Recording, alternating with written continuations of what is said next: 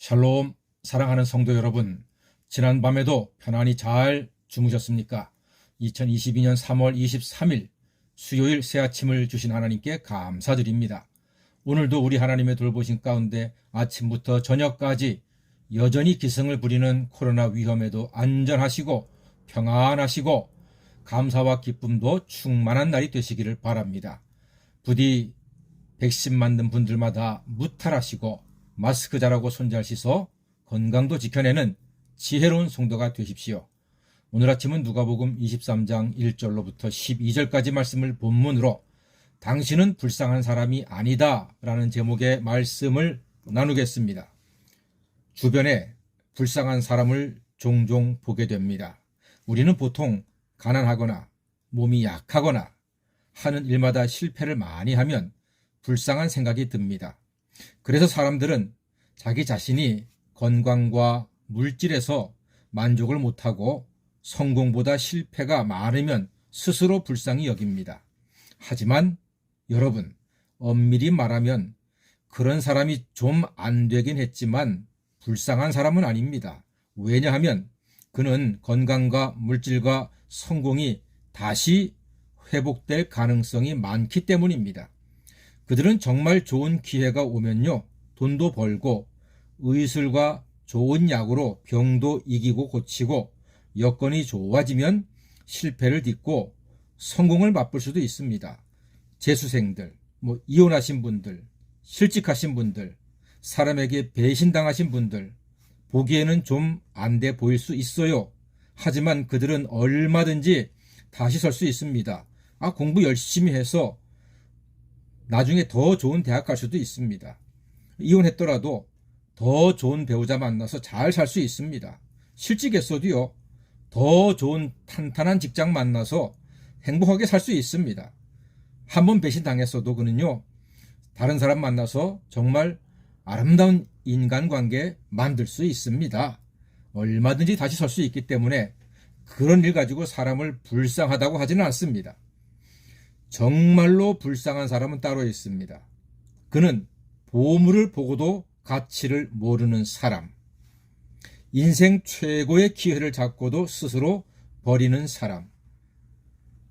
예수님께서는 그런 사람들을 진주를 던져주지 말아라, 돼지한테, 모르니까, 그런 말씀으로 비유하셨죠. 영생의 기회를 품에 안았다가도 다시 내치는 사람들입니다. 하나님의 은혜를 받고도 무시하는 사람들, 이런 사람들이 회복하기가 쉽지 않은 정말로 불쌍한 사람들입니다. 오늘 성경에서 그 불쌍한 사람을 분명하게 똑똑히 보게 됩니다.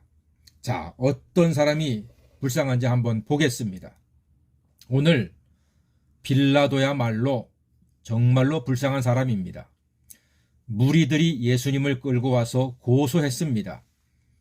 예수님을 고소한 내용은 2절 말씀 보니까 이렇게 기록되어 있습니다. 고발하여 이르되 우리가 이 사람을 보매 우리 백성을 미혹하고 가이사에게 세금 바치는 것을 금하며 자칭 왕 그리스도라 하더이다. 이게 고소의 내용입니다. 자, 백성을 미혹했대요. 세금을 금지시켰대요. 거짓말입니다. 자칭 그리스도 왕이라고 했대요. 자, 이에 재판관 빌라도의 판결이 무엇입니까? 빌라도가 그 얘기를 다 듣고 아무리 생각해봐도 빌라도는요, 똑똑한 사람입니다. 머리가 천재적인 사람입니다. 법률에 대해서 빠듯한 사람입니다. 이 사람이 4절에서 이렇게 말합니다. 빌라도가 대제사장들과 무리에게 이르되 내가 보니 이 사람에게 죄가 없도다, 이렇게 말합니다. 그래요, 최고의 법률 전문가라 할 수 있는 빌라도가 보기에도 예수님은 죄가 없는 거예요. 하지만 무리들이 강하게 나옵니다. 5절 말씀 보니까요, 무리가 더욱 강하게 말하되 그가 온 유대에서 가르치고 갈릴리에서부터 시작하여 여기까지 와서 백성을 소동하게 합니다. 이렇게 소리소리 지르면서 항변을 하고 있습니다. 이 말은요, 빌라도 당신이 다스리는 나라가 지금 예수 때문에 시끄러워요, 알겠습니까? 그 속뜻은요, 당신 이러다가 가이사한테 혼납니다. 가이사의 제국을 이렇게 혼란하게 할 수가 있는 겁니까? 라고 지금 따지고 있는 것입니다.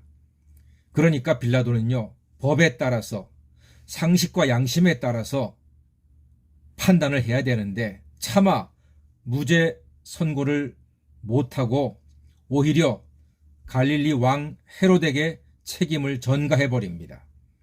빌라도는 메시아를 구할 기회를, 자기 영혼을 구할 기회를 스스로 버렸습니다.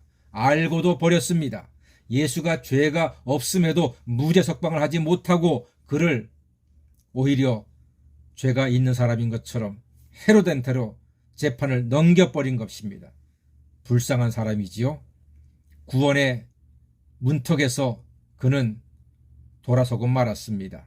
자, 이제 공은 헤롯에게 넘어왔습니다.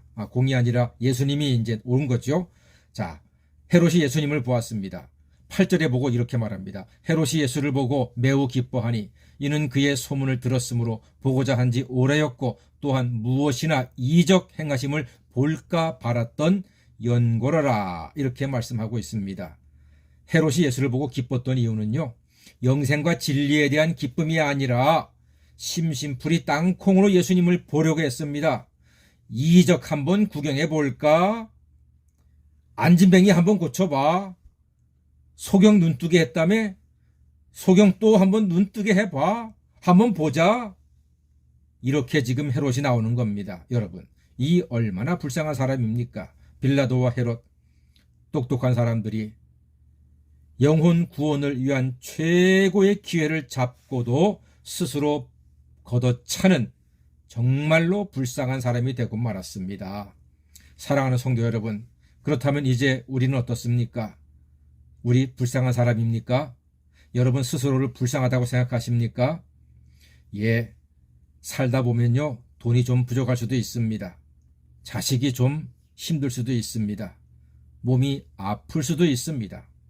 직장 문제, 사업 문제가 내 뜻대로 안 되어서 괴로울 수도 있습니다. 그러나 여러분, 이런 것들은 하나님이 역사하시면, 하나님이 사람을 통해서 또한 놀라운 방법으로 도와주시면 한 번에 회복되고 치유가 될 수 있습니다. 우리는 예수의 이름을 듣고 구주로 영접한 믿음이 있으니 결코 불쌍한 사람이 아니라 행복한 하나님의 자녀가 되었습니다.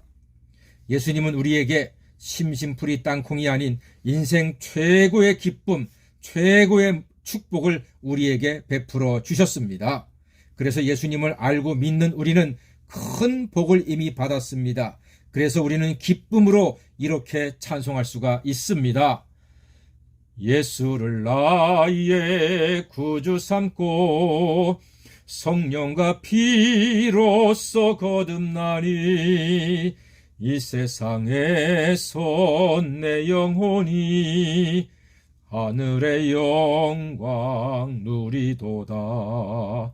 이것이 나의 간증이요, 이것이 나의 찬송일세. 나 사는 동안 끊임없이 구주를 찬송하리로다. 주 안의 기쁨 누림으로 마음의 풍랑이 잔잔하니 세상과 나는 간 곳 없고 구속한 주만 보이도다. 이것이 나의 간증이요, 이것이 나의 찬송일세. 나 사는 동안 끊임없이 구주를 찬송하리로다. 아멘.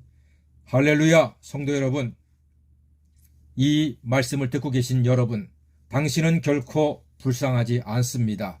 예수 안에서. 당신은 결코 안타까운 인생이 아닙니다. 그리스도 예수 안에서. 그렇습니다. 우리 영혼을 불쌍히 여겨서 십자가의 죽으심과 부활로 생명을 주신 우리 구주 예수님께 이 시간 우리 모두 다 감사와 찬양과 영광을 돌려드립니다. 그 생명의 능력으로 오늘도 죄와 사망과 마귀의 권세를 이기는 행복한 성도로 복되게 살아가시는 하나님 자녀가 되시기를 주의 이름으로 간절히 축원합니다. 아멘.